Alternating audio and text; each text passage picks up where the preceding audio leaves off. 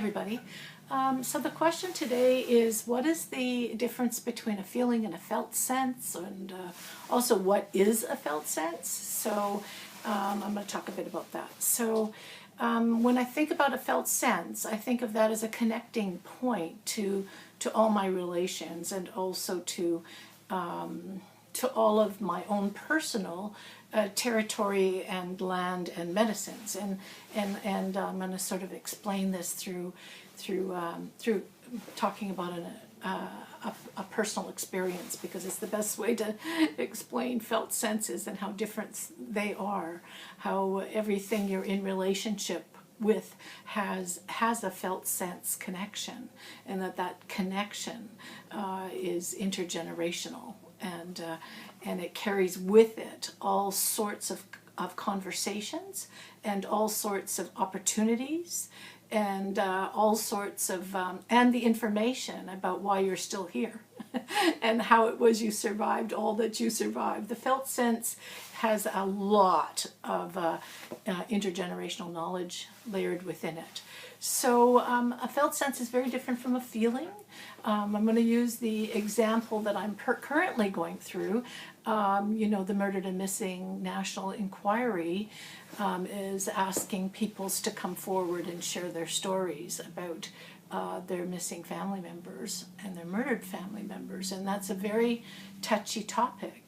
If I emotionally feel about that topic, because we've had a lot of, from the 60s scoop, we've had a lot of our children missing as well. So when I talk about that emotionally, it's like I'm so broken, I'm so sad, and I'm so, despairing. Those are kind of like feelings, right? And now I want to talk about that same topic from a felt sense perspective. A felt sense is something that's in your body.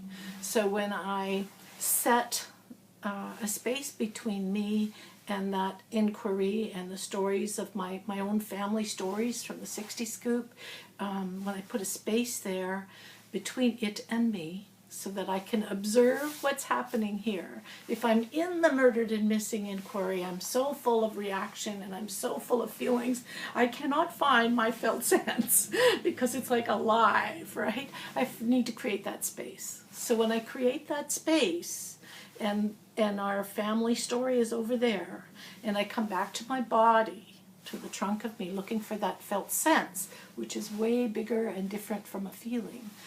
And certainly not a reaction. It's not a reaction. So I'm checking in. How am I in here in relationship to, I'm going to say the 60 scoop. I'm going to use that example. Well, it's like an incredible stillness, almost like a frozen something. It's like a frozen, iceberg. I'm a frozen ice. My body's frozen. A frozen iceberg about this. And once I have that felt sense, I can then move into that and start speaking with that, rather than the issue of what happened in my family with the 60 scoops. I get out of the story and go into the implicit story, into the bodily story, because that's the story that leads us to the ancestors and to our medicines. So I'm just going to track that. We talk about tracking a felt sense, and if you track a felt sense, you're not reliving what happened. We don't want to relive the trauma that occurred. We've already lived that.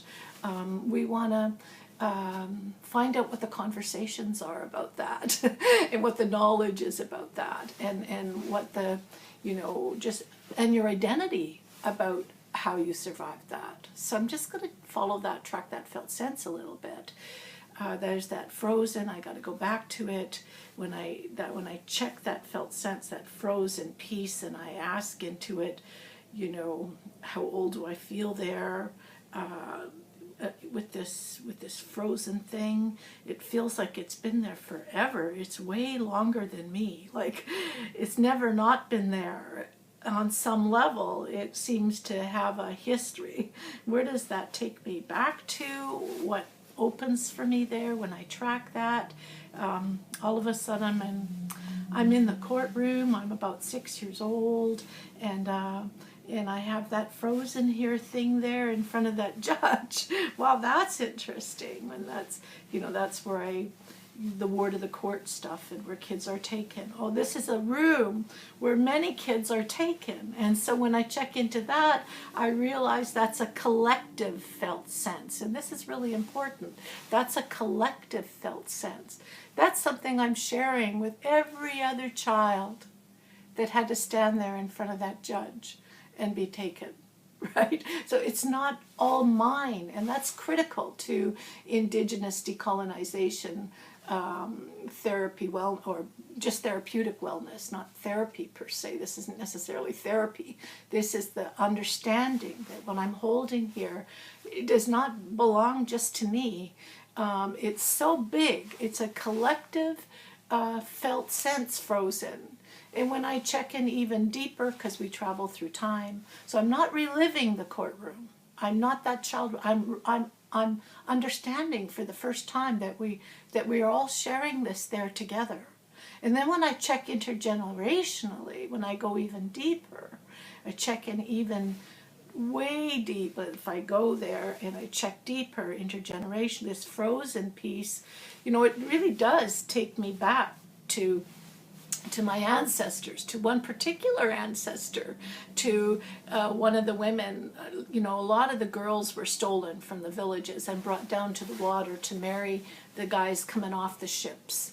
And Guy Turcotte was one of those guys. That was my great-great-great-grandfather. And there, I'm not sure if the woman, it feels in my bones and in my body, she was a stolen woman from one of the villages. All it says is that she was carrier. It doesn't say what village she came from, there's no roots to her family. She was possibly a stolen woman. When I sense her frozen, this frozenness is her frozenness too. So there's a felt sense is intergenerational, it's vicarious, and it carries with it medicines. So if I was going to connect in what helps with this iceberg in here, and it really reminds me through all the generations how we would take to the water. And still now, if I'm having a really bitchin' day, I will go. My partner too. You're too grumpy. Let's get you to a river, right? And it's very clear what kind of water it needs to be, because it has to come out of my territory. It can't be water somebody gives me. When it's river water. That's the best water for me to help with this frozen and to melt this iceberg. Although I kind of like having an iceberg, because what an iceberg does is it freezes you, it stops frame, and when you're frozen like that, you can hide all your medicines, you can hide your language, you can hide everything so that it doesn't get appropriated and that doesn't get stolen. Like, there's a way in which this frozen iceberg, and this is the beauty about a felt sense, it comes with the knowledge, the intergenerational knowledge about what was so important and so good that you could freeze yourself in frame like that. That probably saved a lot of people's lives, that they could freeze like that. A lot of the stolen women, if they could freeze like that and not thaw out and be reactive, it might have saved their lives, and then it would have saved their children. Their children could still come. So these are ancient ways of knowing, just like an animal freezes itself, right, under circumstances. So a felt sense can lead you to a lot of specific information that comes out of your own territory and your ancestral territory, not something that's put on your territory. A felt sense is a connecting point to all of life and land that is specific to you in the relationship to the issue you're with. So it's way different than a feeling.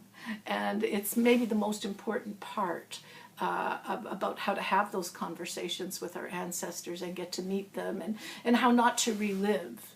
and how to know that we've always been in relationship with life and land has always been saving us. That ice cube, if that wasn't there, that iceberg, that's land, that's water. I might not be here today talking to you if I couldn't have an iceberg in me. So respect, honor intergenerational knowledge, and know that it makes a huge difference in making your way through complex trauma. Miigwech.